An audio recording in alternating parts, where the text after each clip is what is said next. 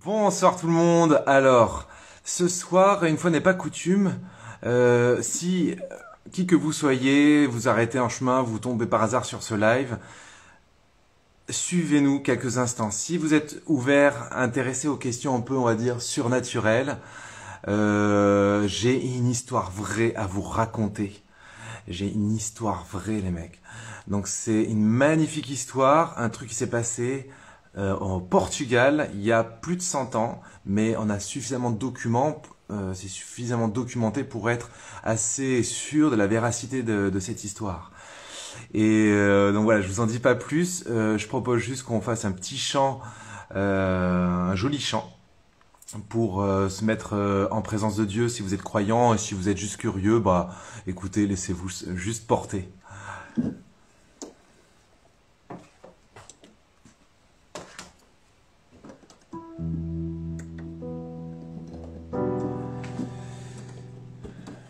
Plonge-moi dans ta rivière d'amour, plonge mon esprit dans les profondeurs de ta joie, inonde le désert de mon âme par la douce pluie du ciel. Mon âme est rafraîchie quand ton onction m'envahit. Je suis restauré, guéri quand ton onction m'envahit.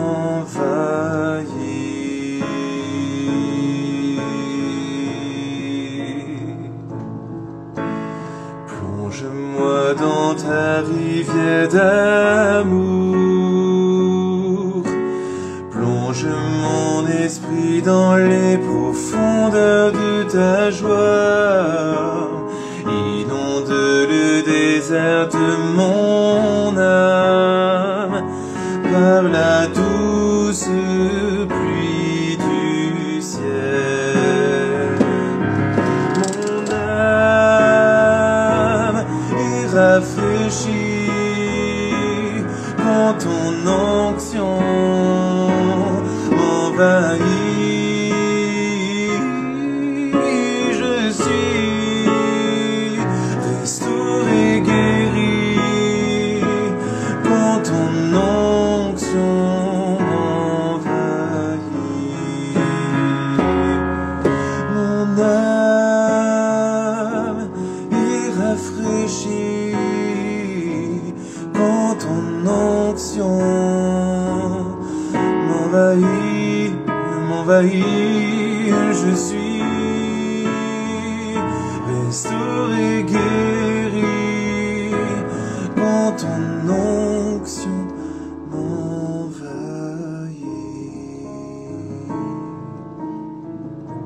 Alors l'histoire que je vais raconter dans un instant est vraiment magnifique.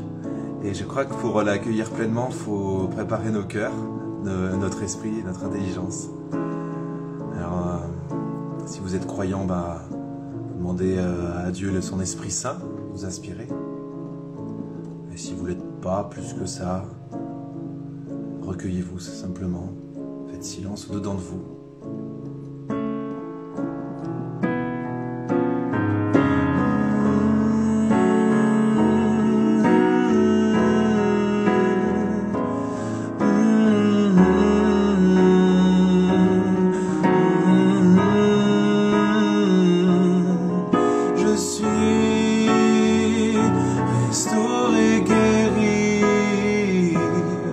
Quand ton onction m'envahit, mon âme est rafraîchie. Quand ton onction m'envahit, je suis restauré, guéri quand ton onction m'envahit.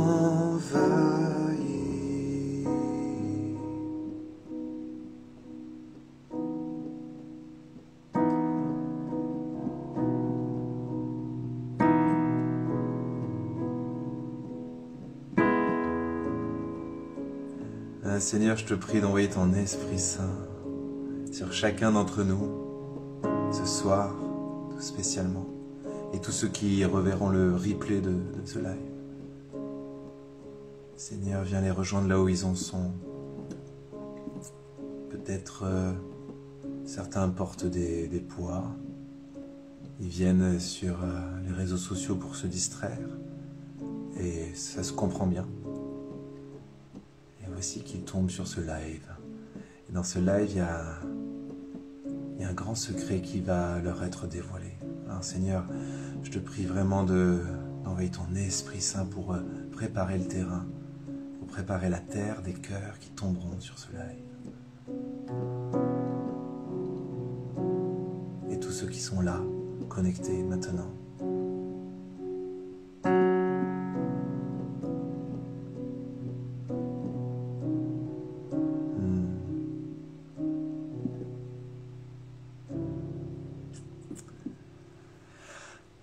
Alors, je vous avais promis une histoire.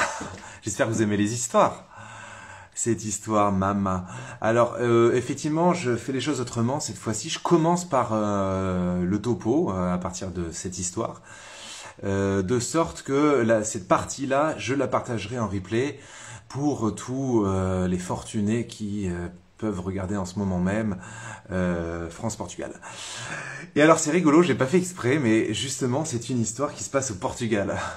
Alors pendant que nous sommes tous en prière pour l'équipe de France, si tant est qu'il y ait besoin, je voudrais saluer à tous ceux qui passent, à Tom et compagnie. Je vous vois, ça fait très plaisir. Je peux pas réagir à chaque com, j'en ai loupé plein, mais bon voilà. Alors mon histoire est la suivante. Vous savez, évidemment, vous imaginez, au Portugal, je vais parler de Fatima. Fatima, vous connaissez pas Fatima? C'est ma sœur Fatima. Et Fatima, c'est un village. Effectivement, c'est un nom d'origine arabe. Et donc Fatima, la Vierge Marie est apparue à Fatima en 1917. Mais il y a une chose qu'on connaît moins, qu'on connaît beaucoup moins, et qui est 2 ans auparavant, 1 an et demi, 2 ans auparavant, il y a eu, vous voyez où je veux en venir, une apparition d'ange. Mais écoutez-moi bien, restez là avec nous, parce que cette apparition d'ange, elle est très troublante, elle est assez choquante, assez riche d'enseignements et touchante, quoi. En fait, c'est touchant. Donc voilà, c'est pour ça que je voulais commencer par ça et la mettre bien dans le live, cette histoire. Vous allez comprendre pourquoi. Alors je vais vous lire le témoignage d'une certaine sœur Lucie qui est décédée il n'y a pas si longtemps que ça, hein, en 2005 si j'ai bonne mémoire, et donc qui était la dernière voyante, c'est-à-dire l'un des 3 enfants, pour resituer les choses pour ceux qui connaissent rien du tout à cette histoire. Il y a eu Francisco et Jacinta, 2 cousins, 2 frères et sœurs, et leur cousine Lucia. Francisco et Jacinta sont partis. Lionel, tu mets le match sans les commentaires, sans le son, et tu suis le live en même temps. Et donc, c'est ce que je ferais si j'avais un 3e ordinateur. Mais j'aurais peur d'être un peu distrait pendant le... Donc ouais, qu'est-ce que je voulais dire? Donc Jacinta, Francisco et Jacinta sont décédés très jeunes, quoi, 10-11 ans, un truc comme ça. Mais Lucia, elle par contre, elle a duré jusqu'en 2005, donc à 80, je sais pas moi, 10 ans passés. Voilà. Et donc bien entendu, c'est elle qui s'est fait le relais de tout ce qui s'est passé là-bas. Et alors, je voudrais vous raconter ce qui s'est passé avec l'ange. Est-ce que vous êtes prêts? Est-ce que vous êtes bien assis? Même ceux qui connaissent, vous savez quoi? Non mais attendez, faites pas les genres, ouais mais ça va, je connais et tout. Non, moi je connaissais aussi. J'ai relu ça cet après-midi, je me suis fait, ça m'a fait. Ça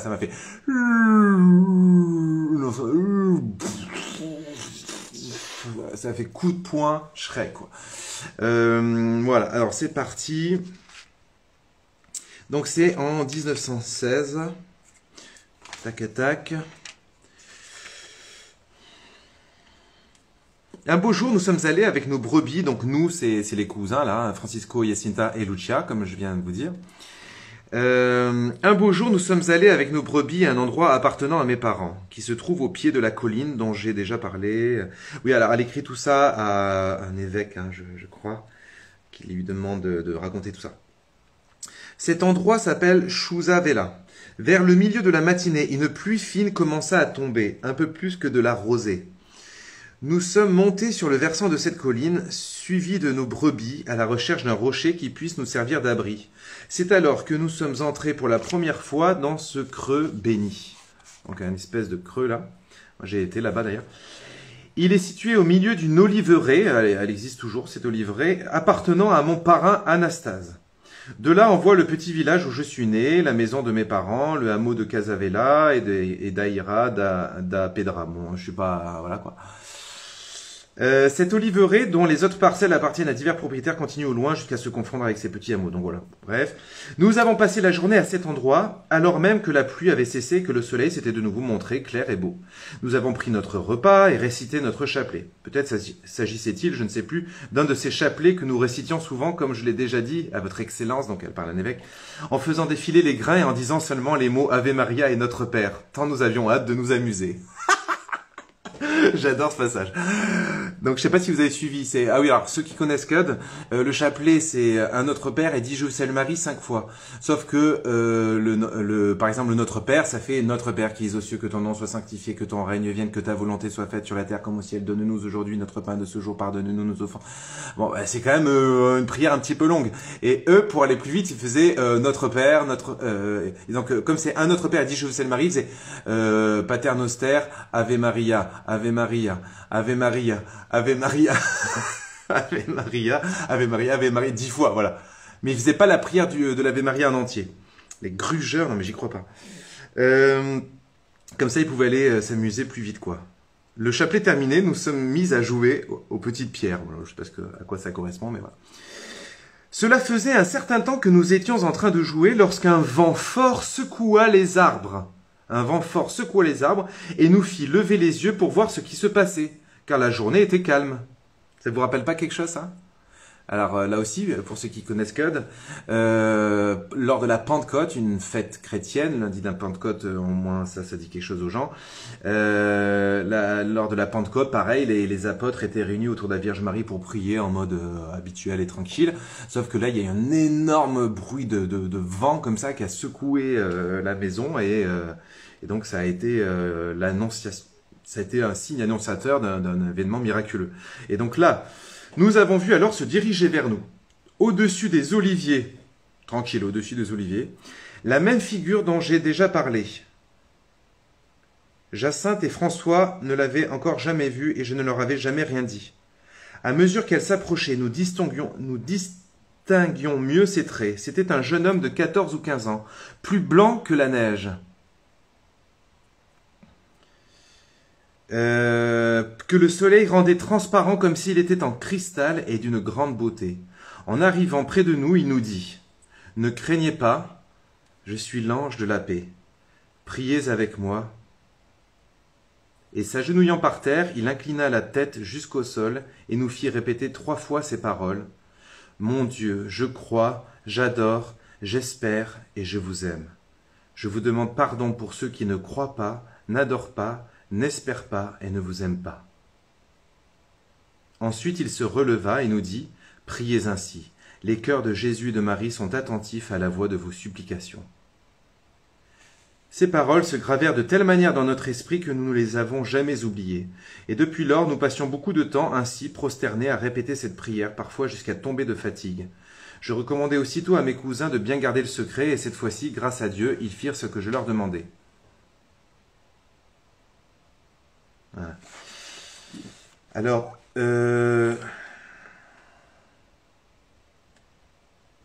oui,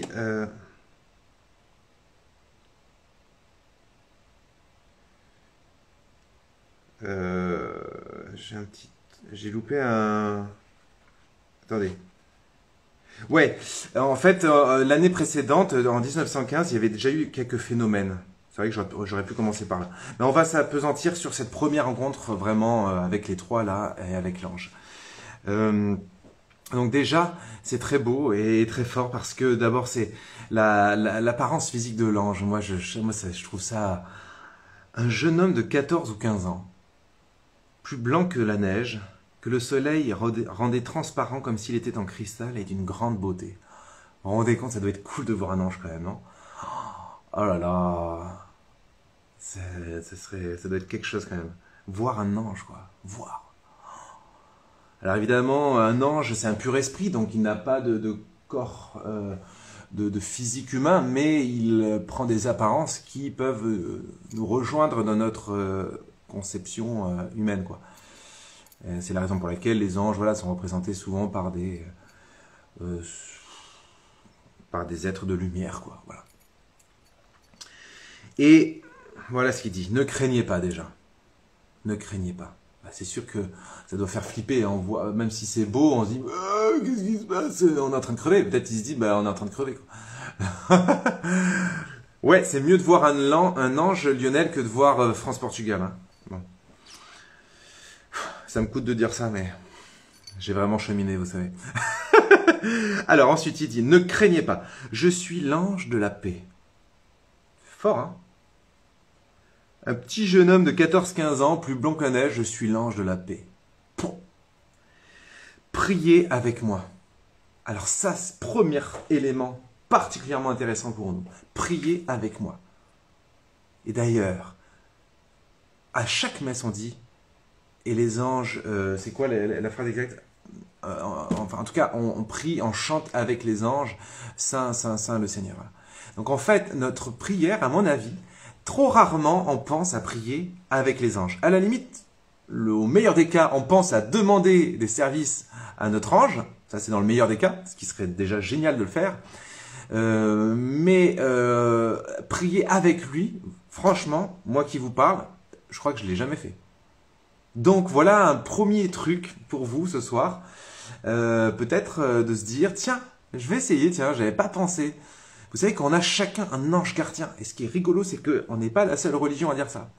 Et c'est comme une intuition ancrée et qu'on trouve un peu partout sur la planète. Cette espèce de sentiment qu'en fait, il y a un être spirituel qui veille sur nous. Voilà. Et donc, cet ange gardien que nous avons, il faut prier avec lui aussi. Pas seulement lui dire, tiens, tu peux me trouver une place de parking.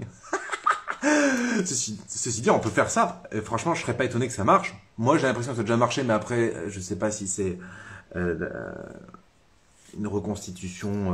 Bon, bref, voilà, je mettrai pas ma main à brûler quand même. Mais en tout cas, je suis persuadé que les anges peuvent avoir une action matérielle. Donc voilà, on les voit souvent comme les boniches de service. Mais en fait, là, c'est autre chose. C'est vraiment prier avec les anges. Avec l'ange, avec notre ange. Allez-y, essayez. Et ah bah très bien, là j'aperçois un commentaire. Benoît Rancurel, dans celle qui a vu la Vierge Marie pendant 54 ans à Notre-Dame-du-Loup, elle priait son chapelet avec son ange. Voilà. Donc, par exemple, ceux qui galèrent à prier le chapelet, c'est un très bon exemple. Ceux qui galèrent à prier le chapelet, comme justement les enfants de Fatima qui faisaient Pater, Ave Maria, Ave Maria, Ave Maria, Ave Maria.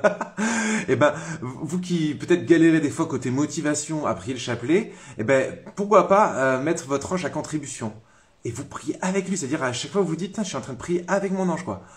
Déjà, ça va peut-être vous aider à tenir, parce que quand on est tout seul, la motivation peut baisser. Quand on est avec notre ange, puis si notre ange, c'est un beau jeune homme, pour vous mesdames, ou une belle jeune fille, je sais rien, pour vous messieurs, de 14-15 ans, enfin 14-15 ans, je me comprends, hein, plus blanc que la neige, que le soleil rendait transparent comme s'il était en cristal et d'une grande beauté, bref, un ange est beau, voilà quoi, c'est classe quoi. Alors, ensuite je continue. Je vous demande priez avec moi. Et alors, là c'est l'ange qui s'agenouille par terre. C'est pourquoi il fallait bien qu'il prenne une apparence humaine. Il s'agenouille par terre, l'ange. Divin, c'est peut-être de lumière magnifique, qui doit être impressionnant. Vous imaginez de voir cet être de lumière fabuleusement beau. Et hop, il se met à genoux par terre. Il inclina la tête jusqu'au sol, ok. Donc c'est pas juste un agenouillement à 90 degrés, c'est un agenouillement, c'est une prosternation quasiment. Et il nous fit répéter 3 fois ces paroles. Mon Dieu, je crois, mon Dieu. Vous savez, des fois, on pourrait juste dire mon Dieu, mon Seigneur et mon Dieu. Il y a toute une génération qui a appris lors de l'élévation de l'Eucharistie à dire dans son cœur mon Seigneur et mon Dieu. Je crois que ça s'est perdu, ça. Je suis pas sûr. Je suis pas sûr qu'il y ait grand monde qui le dise encore. Donc, mon Seigneur et mon Dieu. Mon Dieu. Mon Dieu. C'est beau, hein? Il y a ce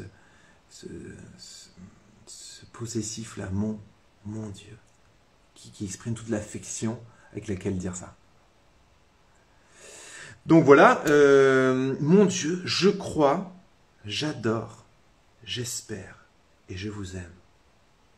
Là, on a 4 verbes tellement riches. Je crois. Vous voyez, je crois. Vous savez, des fois, on attend d'avoir un peu des preuves, des signes avant de se mettre vraiment à croire. On dit, ouais, je suis croyant, mais je sais pas, tout ça, voilà. Et ben, la foi, c'est une décision. Ça peut être c'est aussi une décision. C'est un don, mais c'est aussi une décision. C'est un acte de l'homme. Don de Dieu et acte de l'homme, disait Benoît XVI à juste titre. Et donc, je crois, ça peut être aussi une parole qu'on affirme, y compris dans des moments de doute. Et parce qu'on pressent que c'est bon de croire et que finalement, même si on se plante, c'est le bon choix. Et donc je dis, je crois. Et ça, c'est important de le redire. C'est pour ça que tous les dimanches, on redit le credo. Le credo, ça veut dire je crois. Je crois. Ok? Donc, ce je crois qu'il ne faut pas hésiter à pas le dire à la légère et à peut-être faire des fois. Ça peut valoir le coup, même pour ceux qui pensent croire déjà, de temps en temps dire je crois. Je crois.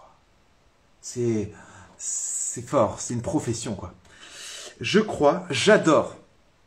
Alors j'adore, on est dans quelque chose de l'ordre d'une vénération sacrée, d'un sens de la grandeur de Dieu. Vous voyez, j'adore. J'adore. Là, on n'adore que Dieu, comme on dit souvent. Bon, dans le langage courant, on joue un peu de ce mot, mais évidemment, au sens premier du terme, j'adore, c'est vraiment, je reconnais la grandeur de Dieu, et je me fais petit devant sa grandeur, quoi. Je reprends ma place, je reprends ma place de piou-piou, de piou-loulou. Je reprends ma place de piou-piou, je suis un petit piou-piou, voilà, et j'adore la grandeur de Dieu. C'est cool ça. Je crois, j'adore, j'espère. Oh là là, vous savez que ce mot espérant, je crois que aujourd'hui plus que jamais je le redécouvre. Permettez-moi de boire un coup. Je redécouvre ce mot d'espérance parce que aujourd'hui plus que jamais on en a tellement besoin. Je ne sais pas ce que vous en pensez. Santé à tous ceux qui nous rejoignent. Oh! Donc vraiment, donc la phrase est je crois, j'adore, j'espère, j'espère. Aujourd'hui, on doit muscler, En fait, c'est comme les poumons. Vous savez que j'ai appris il y a pas longtemps. Je suis vraiment un naze. J'ai appris il y a pas longtemps qu'on avait 4 ventricules en fait. Je croyais qu'on en avait 2 poumons, point barre quoi. Enfin voilà, bon c'est vrai, on a 2 poumons mais divisés en 2 compartiments. Bon ben voilà, il y a le compartiment de je crois, le compartiment de j'adore, le compartiment de j'espère, le compartiment de je vous aime. Le compartiment de l'espérance, on doit le remuscler en ces moments-là parce que vraiment on est très agité. Je suis en train de préparer un mot du jour là qui va sortir je pense lundi, qui justement je dis ça un peu en substance, je dis parce que bon j'ai vu le documentaire Hold Up dont on parle beaucoup je crois et je ne prononce pas dans ce mot du jour pour ou contre Hold Up et pour ou contre tout ce qu'on entend de façon en boucle dans les médias. Je ne me prononce pas là-dessus, je dis simplement que est-ce qu'on n'est pas parfois un peu pris dans une spirale de surinformation. Alors info, intox, va savoir, en tout cas, il y a une spirale où on est complètement obsédé par l'information et qu'on ferait mieux de se mettre en confinement d'information des fois, c'est-à-dire en recul, de vivre un confinement surtout de téloche et de tout ça pour ne pas oublier l'essentiel qui est l'espérance quoi. C'est vraiment l'espérance quoi.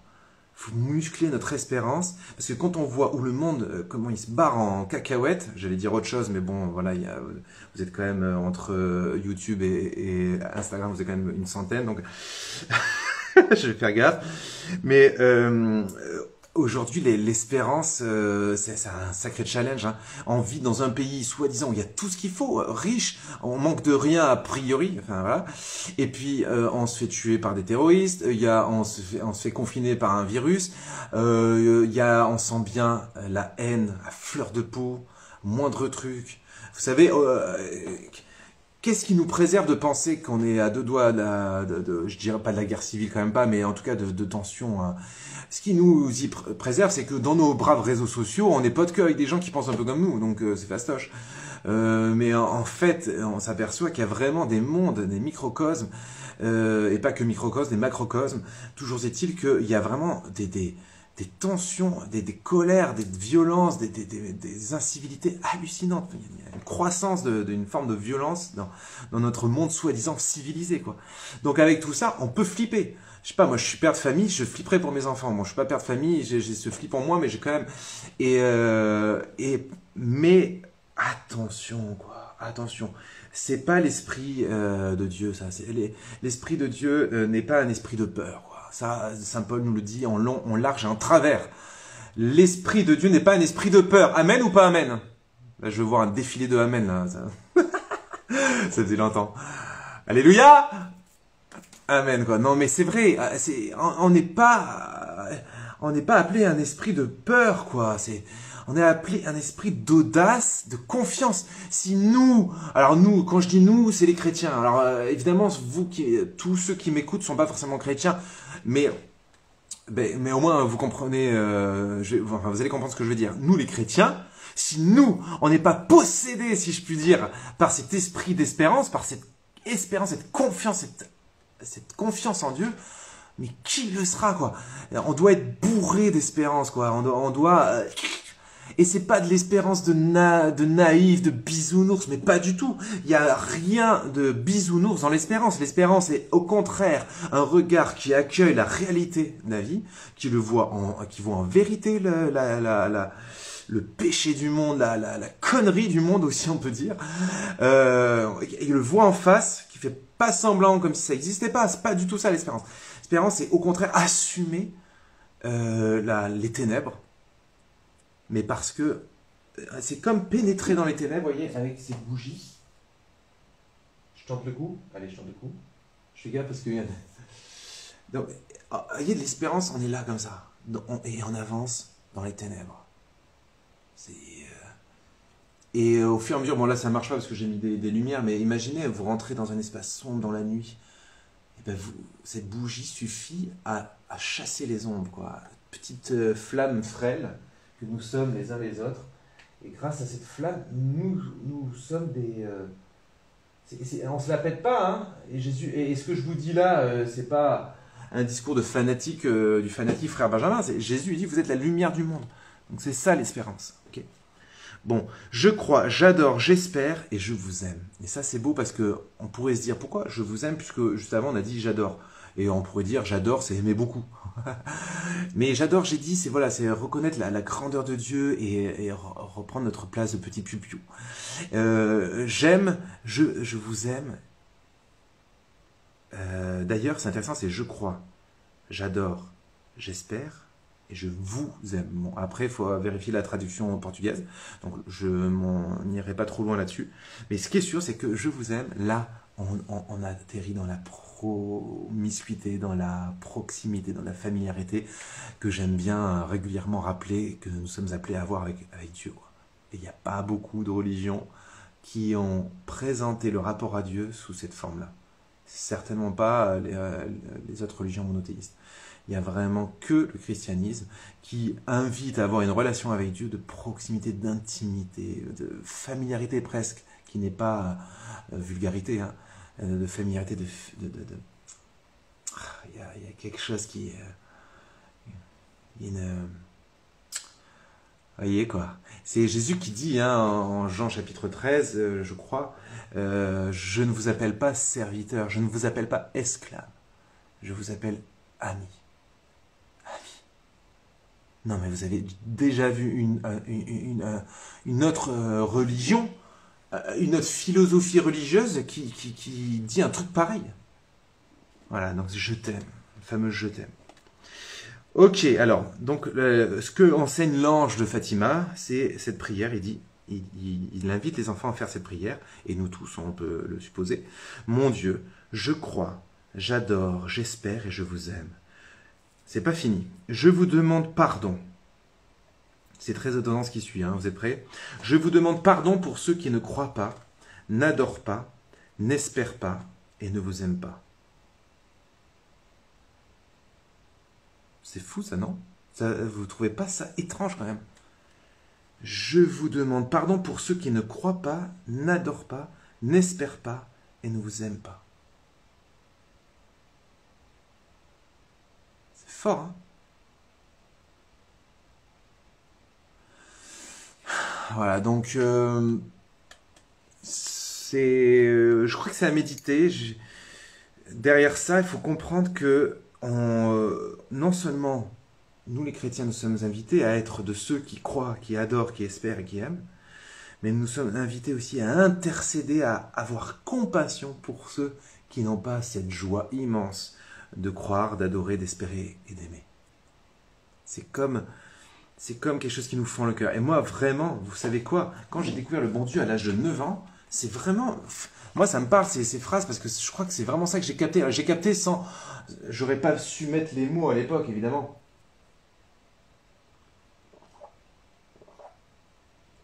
J'aurais pas su mettre les mots. C'est...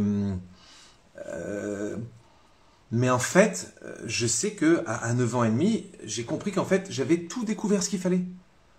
J'avais découvert complètement ce qu'il fallait, c'est-à-dire croire, adorer, espérer, aimer. C'était tout le programme de ma vie, tout était là. Voilà. Et tout de suite, quand j'ai découvert l'importance de croire, d'aimer, d'adorer, d'espérer, j'ai été bouleversé en mon âme. Ça, je m'en souviens. J'étais bouleversé de tous ceux qui n'avaient pas découvert ça. Et c'est pour ça que j'ai voulu tout de suite devenir prêtre. Je me suis dit, mais il faut que tout le monde découvre ça, bordel de... donc voilà, il faut vraiment... c'est ça que je me suis dit, il faut que le monde entier découvre la beauté de Dieu, la beauté, les amis, la beauté de Dieu. L'amour de Dieu, quoi. Que Dieu, ce n'est pas une énième idéologie. Dieu, c'est le nom, le surnom, le petit nom de amour, quoi. L'amour est une personne et cette personne s'appelle Dieu. Et c'est ça qui a bouleversé mon petit cœur de gamin. J'espère qu'il vous bouleverse à vous qui m'écoutez. Et c'est pourquoi, quand on découvre ça, on est tout malheureux pour ceux qui n'ont pas découvert ça. Parce qu'en fait, quand on découvre ça, on sait que notre éternité est garantie. La route est tracée. Le programme, voilà, il va y avoir certainement plein de surprises, mais on connaît la destination, on sait qu'on arrivera à cette destination par grâce de Dieu, bien sûr. Voilà, c'est parce que c'est ça la foi. La foi, moi, c'est à côté de la foi. Qu'est-ce que fait la foi en moi? Elle fait que, tout en étant conscient de ma fragilité, de mes misères, de mes incapacités monstrueuses, j'ai foi que tout cela, mon attrait pour le péché, ou tout ça, que tout cela ne m'empêchera pas d'aller au ciel. Mais pas par les forces du poignet, mais par grâce de Dieu. Voilà. Ça va? Donc, je vous demande pardon pour ceux qui... Voilà. Et là, c'est pas seulement je prie pour ceux qui ne croient pas, c'est je vous demande pardon. Et voyez, pour moi, c'est pas étonnant, parce que vraiment... se détourner de Dieu alors qu'au plus profond de notre cœur nous parle de Dieu, quelque part en écoutant l'ange, on peut pressentir ça comme un péché en fait. Voilà. Alors, après nous on n'a pas à juger, hein. Seul Dieu est juge, surtout, ne commence pas à juger qui que ce soit. Mais en tout cas, demander pardon, c'est vraiment rentrer dans cet esprit de Seigneur, aie pitié de nous. Déjà, aie pitié de moi. Aie pitié de moi, pauvre bougre que je suis, et aie pitié de nous, aie pitié de tous ces gens qui sont comme des âmes en peine, qui n'ont pas eu cette chance de rencontrer Dieu dans leur vie. Mais quelle tristesse, quoi. Quelle tristesse. Et c'est pas une pitié de ils n'ont pas découvert Dieu. Voilà, c'est pas du tout ça. C'est une profonde compassion, un déchirement du cœur, vous voyez. C'est une blessure. Hein. C'est une blessure. Notre blessure, notre transpercement du cœur à nous, à la Vierge Marie aussi et à Jésus, c'est toutes ces âmes qui n'ont pas le bonheur de connaître notre petit Jésus d'amour, notre Vierge Marie, notre mamounette chérie. C'est fou parce que vous vous rendez compte, moi ma vie, si je sais pas, je meurs à 80 ans sans connaître Dieu, mon Dieu, mais quelle horreur. Oh, mon Dieu, quelle horreur. Mais moi d'abord je vois pas comment je peux tenir jusqu'à 80 ans sans Dieu, quoi. Déjà qu'avec Dieu c'est pas toujours facile, mais alors sans Dieu, oh my gosh, trop chaud. Non, non, mais franchement, on doit vraiment prier. Et c'est de là que naît la mission. La mission naît d'abord de ce cœur rempli de compassion pour ceux qui n'ont pas cette chance de connaître le bon Dieu. C'est un cœur de compassion qui nous fait évangéliser. C'est pas un cœur de héros, H-E-R-A-U, enfin bref. C'est pas un style, comment dire, c'est pas un cœur de conquérant, ou alors de commercial ou quoi. C'est un cœur de compassion. Et la compassion nous dicte notre mission en fait. Parce que la compassion, c'est le cœur de Dieu qui bat dans notre cœur. Vous voyez? La compassion, c'est le cœur de Dieu qui bat dans notre cœur. Et donc, vraiment, c'est dans ce cœur-là que naissent les bons gestes, les bonnes paroles, les bons silences parfois, les bons regards, les bons mots d'évangélisation, c'est-à-dire de transmission de cette bonne nouvelle. Je ne sais pas ce que vous en pensez. Mais... j'ai pas trop le temps de lire vos commentaires parce que sinon ça va tourner en longueur. Ensuite, il se releva et nous dit, priez ainsi. Les cœurs de Jésus et de Marie sont attentifs à la voix de vos supplications. C'est beau ça, non? Les cœurs de Jésus et de Marie sont attentifs à la voix de vos supplications. Est-ce que c'est pas ce qu'on a besoin d'entendre ce soir, mes chers frères et sœurs? Est-ce qu'on n'a pas besoin d'entendre ça là? C'est beau, non? Le cœur de Jésus et de Marie sont attentifs à la voix de vos supplications. Oh. Maman, c'est beau ça. Là, chers amis, c'est pour ça que je trouvais ça bien aussi de commencer par ce topo avant de prendre un temps de prière, parce que ça prépare nos cœurs. Sachez que le temps de prière qui va suivre juste après, qui lui par contre ne sera pas en live, en replay, je veux dire, pardon. Il sera en live, mais pas en replay. Ce temps de prière, il faut qu'on soit tous habités par deux éléments nouveaux, peut-être qu'on a appris aujourd'hui. Un, nous prions avec notre ange. Donc ce soir, on va mettre ça en pratique. On va faire un bout de louange, un bout de prière avec nos anges. Tous. Donc là, les chiffres varient, mais on est à peu près une centaine. Tous. Donc on a 100 anges gardiens avec nous. Pas mal quand même. On est 200. Et donc on va prier avec eux, premièrement. Deuxièmement, on va prier avec cette conviction, cette certitude, ce savoir en fait. C'est même pas une conviction, une certitude, c'est un savoir, ce savoir que le cœur de Jésus et de Marie sont attentifs à la voix de nos supplications. Alléluia ou pas alléluia? Non, dites-moi, moi je sais pas. Alléluia ou pas alléluia? Donc voilà. Ces paroles se gravèrent de telle manière dans notre esprit que nous ne les avons jamais oubliées. Et donc nous passions beaucoup de temps ainsi prosternés à répéter cette prière. Les enfants, ils ont compris la leçon, quoi. Je vous raconterai la deuxième apparition de l'ange la prochaine fois, non? Comme ça, on s'en garde un petit peu. Allez, les alléluia, ils arrivent. Non, je sais pas ce que vous en pensez, mais on refait un petit thé. Je propose peut-être de s'arrêter là. C'est déjà pas mal pour aujourd'hui, non?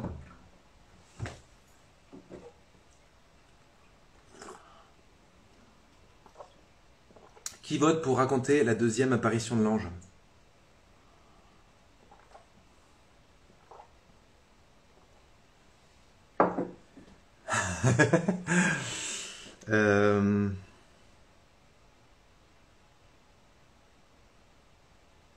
Ouais, c'est fort. Hein.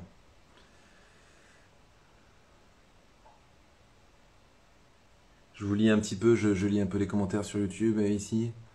Oh, encore, oh, encore. Non, tout de suite. J'entends rien. Est-ce que vous en voulez?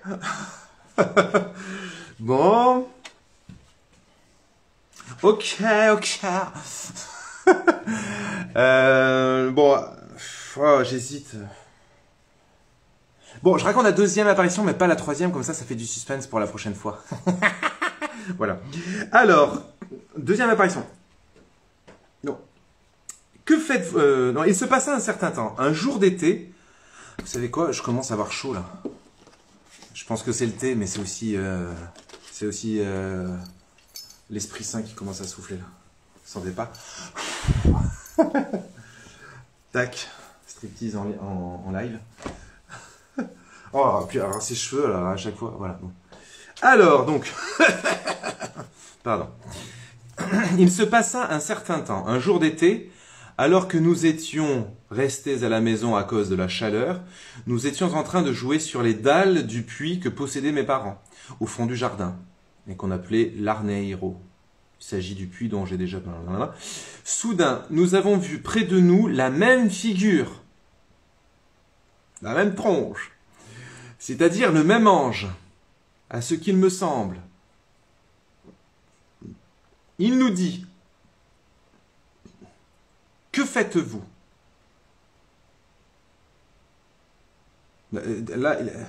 Là, il est moins conciliant, l'ange, déjà. Allez, je recadre un peu. Il est moins conciliant. Hein. Il dit, que faites-vous? Priez. Priez beaucoup.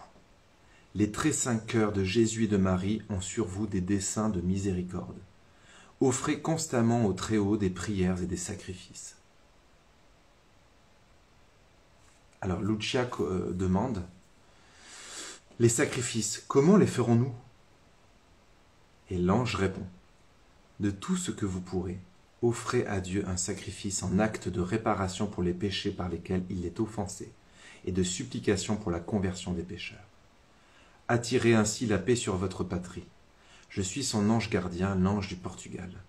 Surtout acceptez et supportez avec soumission les souffrances que le Seigneur vous enverra. Ah, attendez, je vous lis la suite. Il se passa encore un certain temps lorsqu'un jour... Ah non, mais non, c'est la troisième, ça. Ça, c'est pour la prochaine fois. Non, alors, sérieux. Que faites-vous? Là, on a un peu rigolé depuis une demi-heure, même 40 minutes. Et là, c'est que faites-vous? Vous êtes en train de jouer? Non, mais c'est une blague. Ça fait un peu ça, quoi. Ça me fait penser à Sainte Thérèse d'Avila qui disait « Le monde est en feu, c'est pas le moment de parler de choses de peu d'importance. »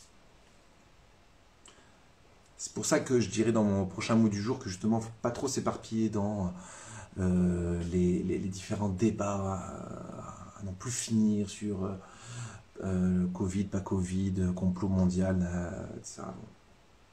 Parce qu'on peut se perdre dans tout ça, voilà, et on perd du temps. Que faites-vous? Priez. Priez beaucoup. Je suis content parce que l'ange, il dit la même chose que moi, en fait. Plus que le premier mot du jour que j'ai fait suite à ces événements-là, j'ai dit, mais écoutez, les gens, il y a un truc, il faut prier, prier, prier, prier, prier. Non, mais je plaisante, hein, je répète ce que dit l'ange, je répète ce que dit la Vierge Marie, je suis juste un perroquet, moi. Les très saints cœurs de Jésus et de Marie ont sur vous des desseins de miséricorde. Bon, ça annonce aussi qu'il y aura des apparitions de la Vierge Marie, je pense qu'il y a aussi cette question-là. Offrez constamment au Très-Haut des prières et des sacrifices. Est-ce que vous avez tous entendu? Je vais répéter, attention, vous êtes prêts, vous êtes prêts? Offrez constamment au Très-Haut des prières et des sacrifices. Attention, je répète, 1, 2, 3, soleil. Offrez constamment au Très-Haut des prières et des sacrifices. Offrez constamment, offrez, priez, bordel. Offrez constamment au Très-Haut des prières et des sacrifices. Putain, ça me gratte là.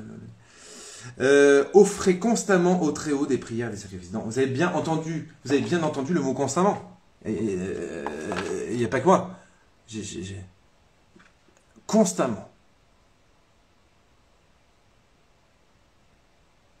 Il y a un truc qui cloche, non? Constamment. Alors voilà, ça, je crois que c'est la clé. Être chrétien, c'est être constamment en prière. Constamment connecté à la Wi-Fi du ciel. Dieu sait que ça vous embête quand vous n'avez plus la 4G et quand même vous n'avez carrément plus de réseau, mais quand vous n'avez plus de Wi-Fi, ça vous embête, hein? Allez, avouez, hein? Bah, ça doit vous embêter tout autant de vous déconnecter de la Wi-Fi céleste, quoi. On doit avoir plus d'obsession pour nos téléphones, si toutefois on en a. On doit avoir l'obsession d'être toujours connecté. Alors, ça ne nécessite pas de faire Notre Père qui est aux cieux, que ton nom soit sanctifié, du matin au soir. Bonjour Notre Père qui est aux cieux, que ton... Non, c'est un état où on sait qu'on n'est jamais seul. On sait que notre ange est là, que le Seigneur est là. On sait que nous sommes que de passage sur terre. On sait que nous sommes des petits piou-piou, serviteurs de Sa Majesté le Roi, et que nous allons passer l'éternité dans une éternité de délices dans son royaume. Et que, en attendant, nous sommes en pèlerinage sur terre, et on est connecté, quoi. Le sang, quoi. Le sang. C'est marrant d'ailleurs cette expression quand même, parce que on dit souvent ça. Lionel, je pense qu'il est devant le match, mais le sang, quoi. Et le sang. Jésus a versé son sang pour nous, donc le sang, on peut vraiment le dire, quoi. Constamment. Offrez constamment au Très-Haut des prières. Alors, moi, souvent, quand je dis cette phrase, je m'arrête à offrir des prières. Point. Ah mince, il n'y a pas que prière, il y a aussi sacrifice. Oh non, Seigneur, les prières, c'est bien. Oh, c'est bien de prier, on va faire un petit chant, là, ça va être joli, il va y avoir une petite onction sympatoche et tout. On va être bien dans son petit canapé et tout. Et là, il dit des sacrifices. Oh non, des sacrifices? Pourquoi des sacrifices? Des sacrifices, pourquoi des sacrifices? J'ai pas toutes les réponses à cette question, et si vous voulez, ça pourrait être un sujet qu'on développe à l'occasion. Le sujet de la souffrance, etc. Mais c'est un fait, c'est que partout où le Seigneur apparaît, où la Vierge, la très sainte Vierge Marie apparaît, et là, ici, l'ange apparaît, il y a la question d'offrir des sacrifices, de jeûner. Jésus dit, cette espèce-là ne peut être chassée que par la prière et le jeûne. C'est-à-dire qu'il y a vraiment, je pense que nous, les chrétiens, on doit redécouvrir cette notion de sacrifice. Alors, dans le mot sacrifice, ça reste très flou, parce que regardez, quand la Lucia demande, mais les sacrifices, c'est quoi? Enfin, comment les ferons-nous? De quel sacrifice peut-être s'agit-il à travers la question de Lucia? Et l'ange répond, de tout ce que vous pourrez. Donc il dit pas, eh ben, tu mangeras plus qu'un chocolat par mois, tu ne boiras plus qu'une bière par semaine, enfin voilà. Tu mangeras du pain et de l'eau seulement tel jour. Bon, à ce niveau-là, il n'a pas donné de détails. Il a juste dit de tout ce que vous pourrez. C'est très intéressant ça. Ça veut dire, le premier des sacrifices que le Seigneur nous appelle à faire, c'est l'obéissance à sa volonté. Et l'obéissance à sa volonté, elle passe par le réel. Elle ne passe par rien d'autre que le réel, mes amis. Donc même si vous n'en pensez pas moins que le confinement, c'est une grosse connerie, imaginez que vous pensez que c'est une grosse connerie le confinement, de mettre un masque à longueur de journée, c'est la connerie. Bon, imaginez que vous êtes convaincu de ça, hein, et je pense qu'il y en a un certain nombre qui en sont convaincus. Eh ben, c'est pas grave. Offrez la contrainte. Offrez la contrainte. C'est pas le plus important. Voilà. Après, il y a un discernement opéré. Hein, c'est-à-dire qu'il ne faut pas non plus obéir à tout et n'importe quoi et n'importe comment. Hein, et puis des fois, il faut savoir se rebeller aussi. Avant de se rebeller, il faut quand même avoir bien acquis l'esprit de sagesse pour que cette rébellion soit pas plutôt une espèce d'envie de se sentir exister par la rébellion et de crise d'ado qu'on n'avait pas tout à fait encore digéré. Donc voilà. C'est pas une obéissance, comment dire, c'est aller, ne pas s'éparpiller dans des résistances stériles. C'est vraiment accueillir la situation telle qu'elle se présente. Et dans cette situation, comment je fais, moi chrétien, je présente l'agacement que ça génère. D'abord, j'accueille cet agacement. Peut-être que cet agacement me poussera à poser des actes de rébellion, parce que peut-être qu'il va falloir que nous allons devoir être amenés à en poser. Hein. Je dis pas, je fustige pas la rébellion en soi. Hein. Je dis juste prudence. Il faut beaucoup de sagesse, beaucoup de discernement, beaucoup de prière. Et le sacrifice, en fait, je m'éparpille un peu. Ce que je veux dire, c'est que le sacrifice, c'est que c'est cet accueil de tout ce qui nous arrive. Si vous apprenez que vous avez une maladie grave, c'est horrible, c'est très dur, il va falloir des semaines, voire des mois à digérer, si toutefois il nous reste des mois à vivre. Voilà, il y a des mauvaises nouvelles dans la vie qui sont vraiment très très dures à accueillir. Mais en fait, les sacrifices, c'est accueillir le réel. D'abord l'accueillir. Ensuite, éventuellement le combattre, selon un saint discernement. Mais, par exemple, la maladie, il faut l'accueillir, c'est-à-dire qu'il faut accepter qu'elle est là. Ça ne sert à rien de faire semblant qu'elle n'est pas là. Et en même temps, il faut la combattre. Il faut se donner tous les moyens de lutter contre le mal. Ok, ça vous va ce que je vous dis là, il me semble que c'est un peu classique, hein, mais bon, voilà. C'était l'occasion de resituer ça. Donc, tout ce que vous pourrez, offrez à Dieu un sacrifice en acte de réparation. En tout cas, tout ce qui vous pèse, tout ce qui vous afflige, tout ce qui vous chagrine, énerve, angoisse, tout ça, offrez-le en sacrifice. En sacrifice, et il précise pourquoi, en réparation des péchés par lesquels Dieu est offensé, et en supplication pour la conversion des pécheurs. Donc en réparation et en supplication. Et, vous vous rendez compte, c'est des enfants ils avaient 7, 8 et 10 ans. Puisqu'on est en 2016, on est un an avant les apparitions. Donc 7, 8 et 10 ans, ça fait mal. Vous vous rendez compte, c'est pas un message cucuit les petits oiseaux. Hein. C'est vraiment, ça défonce tout quoi. De tout ce que vous pourrez offrir à Dieu un sacrifice en acte de réparation pour les péchés par lesquels il est offensé et de supplication pour la conversion des pécheurs. Attirez ainsi la paix sur votre patrie. Attirez ainsi la paix sur votre patrie. On a une clé. Pour ça, quand je suis tombé là-dessus cet après-midi, je me suis dit, mais c'est ça dont il faut que je parle ce soir.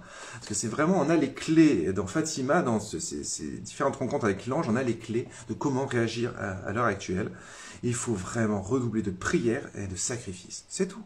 Et de prier avec son ange gardien et d'être sûr que le cœur de Jésus et de Marie sont attentifs à la voix de supplication. Voilà. Je crois que j'ai tout dit. Hein. Je regardais. Ah, si, la dernière phrase, il dit « Surtout et acceptez et supportez avec soumission les souffrances que le Seigneur vous enverra. » Intéressant ça. Hein. Je répète. Surtout. Dernière phrase, hein, surtout, hein, c'est pas moi qui dis surtout, c'est l'ange. Surtout, acceptez et supportez avec soumission les souffrances que le Seigneur vous enverra. Mamma mia. C'est costaud quand même. Hein. Accepter les souffrances.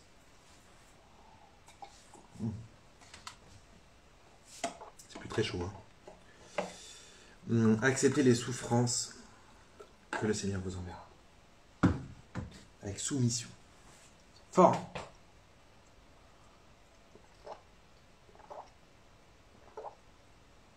Et il dit bien que le Seigneur vous enverra.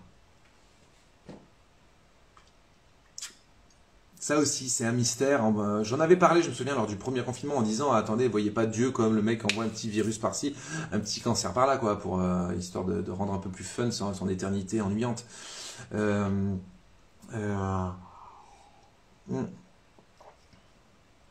C'est vraiment comment dire, Dieu assume, mais dans toutes les Écritures, on voit bien que Dieu assume aussi les maux qui nous arrivent. Dieu assume la responsabilité. Il y a un mystère, une subtilité aussi. C'est-à-dire que Dieu n'a voulu en aucun cas la douleur, la mort, la maladie en soi. C'était pas dans son programme, mais c'est la conséquence du péché.